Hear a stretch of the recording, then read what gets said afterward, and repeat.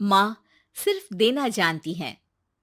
Mummy, आपका ये cooking वाला शौक हमें बहुत महंगा पड़ रहा है। घर में सब कुक के हाथ का बना खाना खाते हैं, फिर भी आप अलग से खाना फेंकने के लिए क्यों बनाती हो? पता भी है कि इस तरह कितना पैसा खर्च होता है।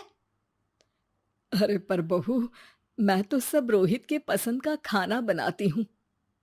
मम्मी, वो सब मुझे बचपन में पसंद था। अब इतना तेल खिलाकर बीमार करोगी क्या? वैसे भी मैं पूरा समय कभी क्लाइंट तो कभी बॉस के साथ मीटिंग में रहता हूँ। इसलिए आप अपनी बर्बादी को मेरा नाम तो मत ही दीजिएगा। ये है पिंकी की सास निर्मला, जिन्हें सबको अपने हाथ का खाना खिलाना बहुत अच्छा लगता है, लेकिन राहुल और पिंकी को ये पसंद नहीं है। इसी के चलते वो निर्मला को खाना बनाने के लिए 10 बातें सुनाकर वहां से चले जाते हैं। मेरे मन में तो सिर्फ अपने बच्चों के लिए प्यार है, पर शायद अब उन्हें मेरी जरूरत नहीं है। मुझे गांव वापस चले जाना चाहिए। जहां एक तरफ निर्मला दोबारा गांव जाने के बारे में सोच रही होती है, वहीं उसका पोता परम अपनी दादी के शौक को प्रोफेशन में बदलने का आइडिया सोच रहा होता है। अगली सुबह निर्मला गांव वापस जाने के लिए कपड़े पैक कर ही रही होती है कि परम फोन लेकर दादी के पास पहुंचता है। दादी, आप कहीं नहीं जाओगी? अरे नहीं बेटा, मेरा गांव चले जाना ही ठीक रहेगा। इससे तुम्हारे मम्मी पापा की सारी दिक्कतें भी खत्म हो जाएगी। दादी, वो तो ना आपके आने से पहले कम थी और ना ही आपके जाने से खत्म होगी। उन्हें हमेशा पैसों की टेंशन में ही रहना है। मेरे पास आपको यहाँ रोकने का आइडिया है। आइडिया? मतलब, मैं कुछ समझी नहीं। इस पर परम अपनी दादी को YouTube खोलकर उसके बारे में सब कुछ बताता है, जिसे सुन दादी कंफ्यूज हो जाती है। अरे बच्चे, तूने इस बुढ़िया के बारे में इतना सोचा, वही बहुत बड़ी बात है। देख, मुझे ये सब समझ में नहीं आता। तू मुझे जाने दे बेटा। अरे दादी, इसमें कुछ मुश्किल नहीं है। मैं हूं ना हेल्प के लिए। आप बस खाना बनाओ, और पता है, YouTube की मदद से आप अपनी स्पेशल रेसिपी लोगों को सिखा भी सकती हो। अच्छा, ऐसा भी हो सकता है? मतलब, बस घर बैठे मैं दूसरे लोगों को सिखा दूंगी? सिर्फ कुछ लोगों को नहीं, पूरी दुनिया को सिखा सकती हो, और उसके लिए आपको सिखाने के पैसे भी मिलेंगे दादी।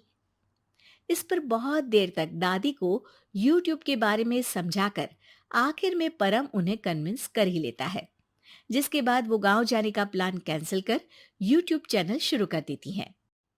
हमने ये शुरू तो कर दिया, पर इससे कहीं रोहित और पिंकी को दिक्कत ना हो बेटा। दादी, वो आपके बारे में नहीं सोचते तो आप क्यों उनके बारे में इतना सोच रही हो? इसके बाद दादी पोता मिलकर खाने की वीडियो और साथ ही उनके ट्यूटोरियल की वीडियो बनाकर उन्हें YouTube चैनल पर अपलोड करने लगते हैं। सब खुशी से चल रहा होता है कि कुछ हफ्तों में ही पिंकी को इसकी खबर हो जाती है। हमारी पीठ पीछे घर में ये सब क्या चल रहा है? अरे मम्मी, आपको तो अपना टाइम पास करना है, पर उसमें मेरे बेटे का फ्यूचर क्यों खराब कर रही हो? पढ़ाई के टाइम आपके साथ किचन में लगा रहेगा तो फेल ही हो जाएगा ना।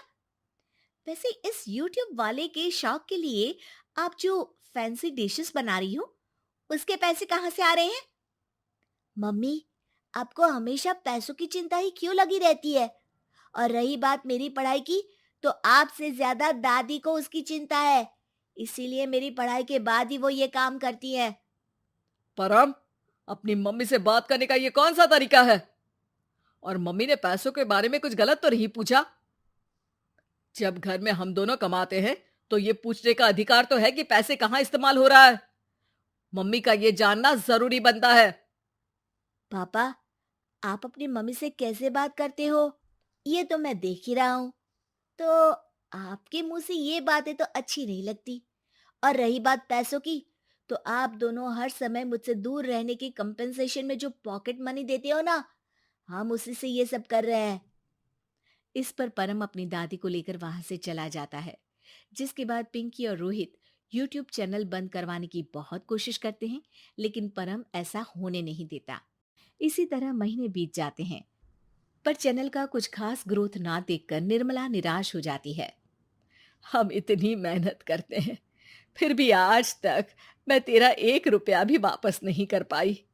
अब तो रोहित ने तुझे पैसे देने भी बंद कर दिए और तेरी सारी सेविंग्स भी खत्म होने को आई है। बेटा, मुझे लगता है कि हमें ये सब बंद कर देना चाहिए।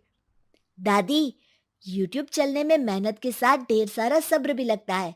देखना, कुछ महीनों में सब सिर्फ आपको ही देखेंगे, और अगर फिर भी कुछ नहीं हुआ तो बंद कर देंगे। परम की बात से दादी मान जाती हैं और वो अपना काम जारी रखते हैं।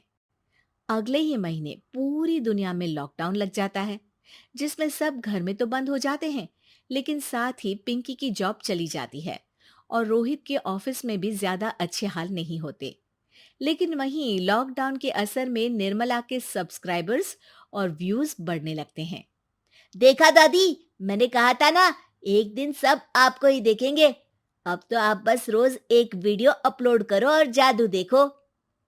इसी के साथ लॉकडाउन के कुछ ही महीनों में निर्मला खाने वाली दादी के नाम से सारे सोशल मीडिया पर फेमस हो जाती है, जिस वजह से अब उन्हें यूट्यूब के पैसों के साथ पेड एडवर्टीजमेंट और पेड प्रमोशन भी मिलने लगते हैं।